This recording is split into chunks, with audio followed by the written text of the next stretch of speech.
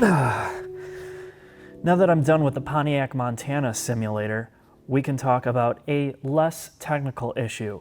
This is the fine print of spec sheets and lap times.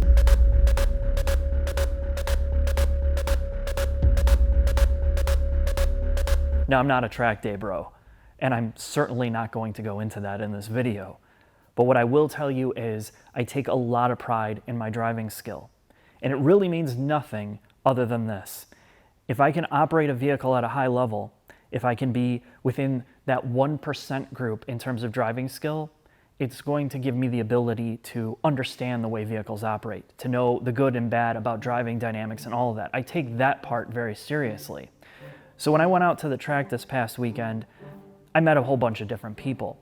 And in the regular car group, the sports car group that weren't race cars, there was this theme. Everybody wanted to enjoy themselves. People were constantly asking about lap times, and the consensus was, well, we didn't really care. What's the difference? We're not out here racing. So we're gonna cover that right now with this obsession of lap times, this obsession with specs and horsepower, and what it really means to a street car. Now, I just finished up my video on the Honda Civic Type R, and one of the most duplicated questions was, how come I didn't mention the record-setting Nürburgring lap time for a front-wheel drive car? And the honest answer is, I could care less. I think it's irrelevant to the real world. And I noticed, really, I don't do instrumented testing. And I saw a live stream with Carlos Lago, who used to be at MotorTrend, and now he's with Edmunds, and he was talking about the importance of this. And I think there is some truth to that.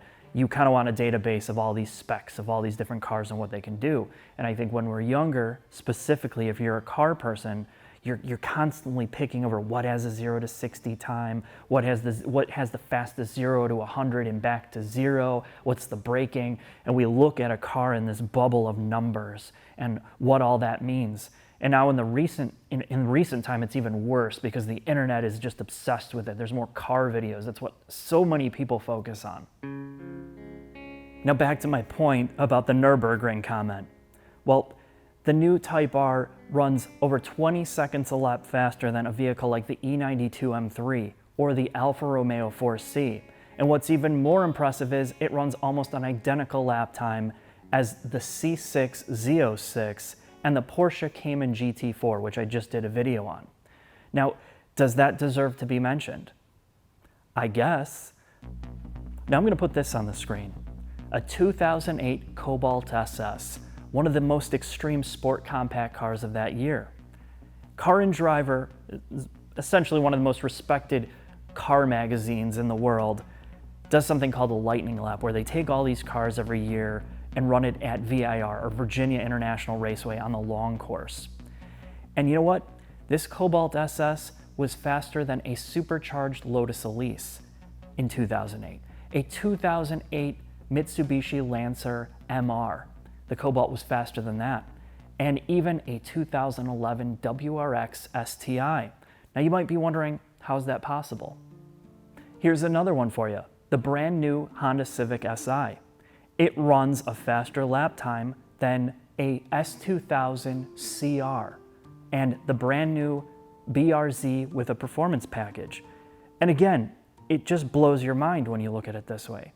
But this is the thing, and this is the conversation I had this weekend with many people, and even those people in comments and on Reddit, talking about the reality that just because these cars are faster in terms of numbers does not mean they are the better car. A Honda Civic Si is not a better driving car than a Honda S2000 in any way, shape, or form from a performance perspective. Well, maybe it ran a faster lap time, but that's on one track. What happens when you take the track down to less than 1.5 miles? Or you change the conditions, the elevation, the driver skill, the outlet doing it, the humidity. I can throw in 1,000 variables that could change the result of this and totally negates the whole point of looking at lap times, looking at spec sheets, because the best cars aren't always about the numbers game. Now, cars and trucks have gotten safer, faster, more technologically advanced, from minivans to compact cars to sports cars. Everything's improved in so many ways. But the big problem is this. That's exactly what most modern cars feel like, even many sports cars. Like a simulation. You can't feel anything. Which makes no sense when you have spec sheets that say, look how fast and capable they are. Well, there's one big thing missing. That is the human connection. The same reason why I say, while a Civic Type R is a fine car, it's a great car for what it is, but is it better than driving a Lotus Exige or a Porsche Cayman S or a Porsche GT4? No, it's not. Those are far superior cars in almost every way. That's something spec sheets can't tell you. Is a Cobalt SS better than a WRX STI or a supercharged Lotus Elise? No, it's not. Just because the numbers tell you that, there's something that you have to account for. That is this and this. The same argument you see with old Formula One and new Formula One. The sound of a V10 engine. Or the sound of a turbocharged V6.